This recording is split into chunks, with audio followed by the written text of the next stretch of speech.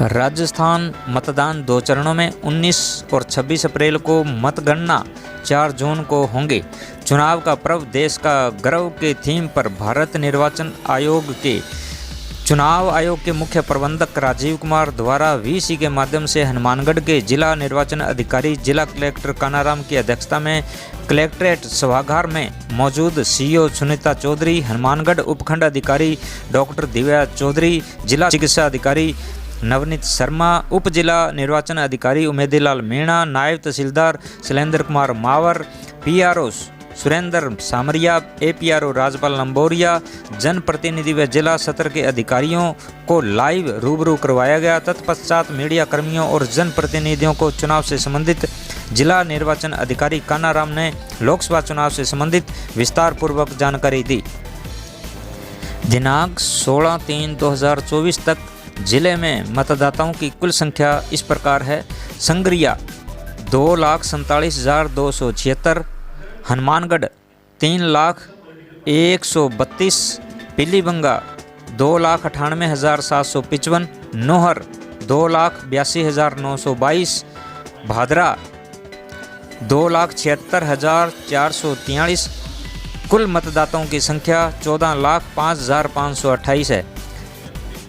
80+ आयु वर्ग के एवं दिव्यांग मतदाताओं की संख्या इस प्रकार है। संग्रिया 2107, हनुमानगढ़ 2445, पीलीबंगा 2418, नोहर 5577, भादरा 2463। कुल मतदाता 15,010। आदर्श आचार संहिता की पालना के लिए जिला निर्वाचन अधिकारी कानाराम ने राजनीतिक दलों और पत्रकारों के साथ बैठक की। उन्होंने आग्रह किया कि चुनाव आयोग की प्राथमिकताओं को हमें मिलकर धरातल पर उतारना है। आदर्श आचार संहिता लागू हो गई है, इसलिए सभी दल नियमों की पालना सुनिश्चित करें ताकि अनावश्यक व्यवधान नहीं हो। उन्होंने कहा कि हमारा ध्येय जिले में स्वतंत्र, निष्पक्ष और शांतिपूर्वक चुनाव संपन्न कराना है। इसमें हर एक व्यक्ति का सहयोग अति महत्वपूर्ण है। जिला निर्वाचन अधिकारी ने कहा कि सबसे बड़े लोकतंत्र त्योहार में प्रजातंत्र को मजबूत बनाने के लिए एक एक मतदाता को मतदान कराना हम सभी की जिम्मेदारी है, इसलिए जागरूक कार्यक्रम चलाए जाएं। उन्होंने सभी से आग्रह किया कि चुनावों में हिंसा की कोई जगह नहीं होनी चाहिए। उन्होंने कहा कि चुनावों में सूचनाओं का आदान प्रदान बेहद जरूरी है, लेकिन फेक न्यूज़ को रोकना भी हमारी जिम्मेदारी है। इसलिए सोशल मीडिया पर कंटेंट पोस्ट को रीपोस्ट से पहले ध्यानपूर्वक पढ़ें, सोचें कि इसका क्या असर होगा। इसके बाद मतदाताओं पर सकारात्मक प्रभाव डालने का कंटेंट ही पोस्ट करें। अधिकतम 95 लाख खर्च कर सकेंगे उम्मीदवार। राजनीतिक दलों को बताया कि निर्वाचन व्यय लेखों का पूरा विवरण रखें। आपराधिक रिकॉर्ड वाले उम्मीदवार को निर्धारित समय के अनुसार 3 बार अपराध की जानकारी प्रकाशित करानी होगी। व्यय पर्यवेक्षक सभी व्यय लेखों का निरीक्षण करेंगे। उम्मीदवार अपने खर्च को रजिस्टर में नियमित संधारित करेंगे। उन्होंने बताया कि सुविधा कैंडिडेट ऐप के माध्यम से उम्मीदवार चुनाव से संबंधित अनुमतियां ले सकते हैं। रैलियों से आमजन और यातायात बाधित नहीं हो, इसकी सुनिश्चितता की जाए। जिले के मतदान केंद्रों पर मतदाता सूची में नाम, क्रमांक एवं मतदान केंद्र आदि में जानकारी के लिए 17 मार्च 2024 को विशेष अभियान चलेगा। रविवार सुबह 11 बजे से शाम 6 बजे तक बीएलओ उपस्थित रहेंगे। यहां पर मतदाता सूची में अपना नाम खोजने के साथ मतदाता ऐप्स यथा VHA, ECI सक्षम, KYC, विजिबल हेल्पलाइन नंबर 1950 आदि सहित जागरूकता पोस्टर्स का प्रदर्शन किया जाएगा। उन्होंने दलों और पत्रकारों से आग्रह किया कि वंचित पात्र व्यक्तियों के नाम जुड़वाएं और प्रचार प्रसार करें। उप जिला निर्वाचन अधिकारी उमेदीलाल मीणा ने बताया कि आमजन की सुविधा के लिए जिला सत्र और उपखंड सत्र पर नियंत्रण कक्ष की स्थापना की गई है। जिले में 1552260299 तथा टोल फ्री नंबर 1950 पर संपर्क किया जा सकता है। आदर्श आचार संहिता के उल्लंघन के संबंध में सी-विजिल ऐप पर ऑनलाइन शिकायत दर्ज कराई जा सकती है। सत्यापन उपरांत 100 मिनट में निस्तारित किया जाएगा। हिंद न्यूज़ से देसराज डावला की रिपोर्ट।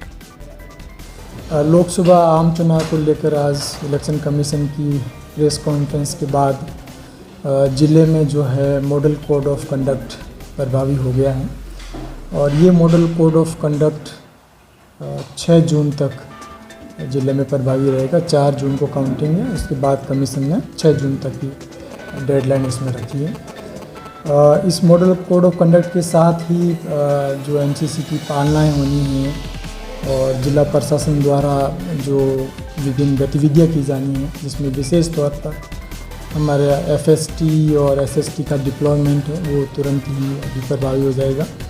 हमने जो 16 लोकेशन है इंटर स्टेट चेक पोस्ट पे, वहाँ पर हमारी एसएसटी डिप्लॉय रहेगी। उन सभी लोकेशंस पे जो है सीसीटीवी कैमरास, वीडियोग्राफर्स वगैरह अवेलेबल होंगे।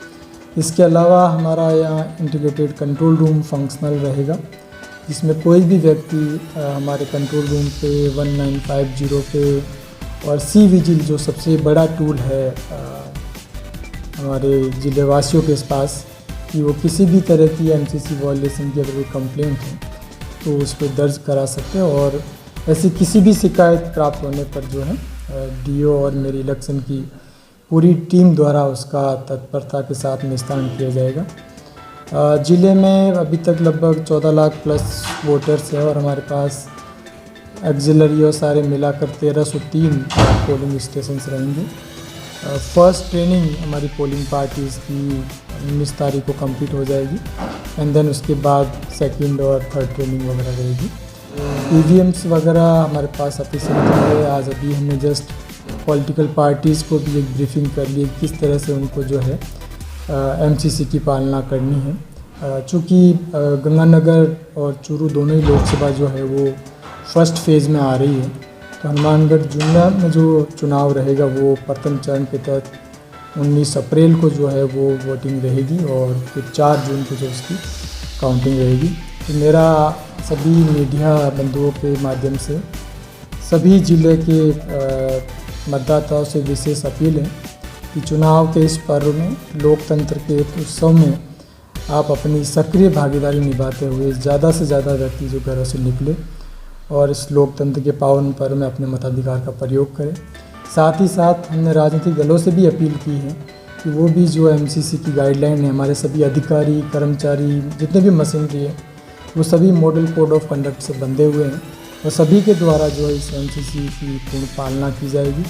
अगर किसी स्तर पर एमसीसी वायलेशंस जो कमीशंस ने 4M की बात की है, money, muscles, miss informations and आपका एमसीसी वायलेशंस, तो उनको लेकर डीओ और उनकी पूरी टीम द्वारा जो है पूर्ण तत्परता के साथ जो है वो कार्रवाई की जाएगी। मेरा आपसे सभी से आग्रह रहेगा कि किसी तरह की मिस इन्फॉर्मेशन को बिना वेरीफाई, बिना जांचे करके आगे नहीं भेजें।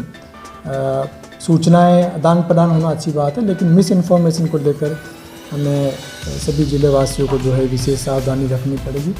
साथ ही जिला प्रशासन द्वारा स्वीप गतिविधि के माध्यम से हमारे कुछ ऐसे आइडेंटिफाइड एरियाज़ हैं जहां वोट एंड टर्नआउट इस विधानसभा चुनाव के दौरान और गत लोकसभा चुनाव के दौरान भी जो है कम रखा है। कमीशन ने 75% एक मिनिमम बेंच लाइन दिया है कि कम से कम 75% मतदान हर बूथ पे होना चाहिए।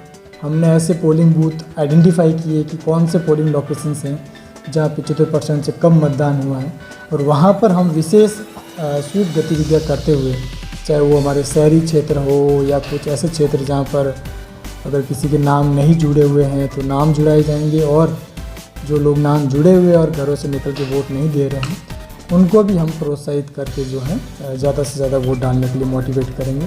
तो मैं चाहूँगा ज़िले में जितनी भी स्वीप गतिविधियाँ संचालित होगी, इसमें हमने लगभग 21 डिपार्टमेंट के साथ कन्वर्जेंस करते हुए हर डिपार्टमेंट को कुछ कुछ हमने गतिविधियाँ दी हैं।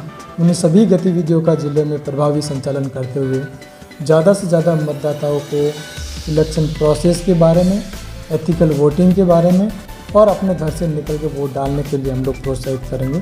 मेरी आप सभी से अपेक्षाएं हैं कि इस पूरी चुनावी प्रक्रिया के दौरान लोकतंत्र के 4th पिलर के रूप में आप अपनी सक्रिय भूमिका निभाएंगे और अपेक्षा करूंगा इस ज़िले में फ्री, फेयर और भयमुक्त मतदान जो है वो संपन्न होगा। आप सभी पधारें, इसके लिए आपका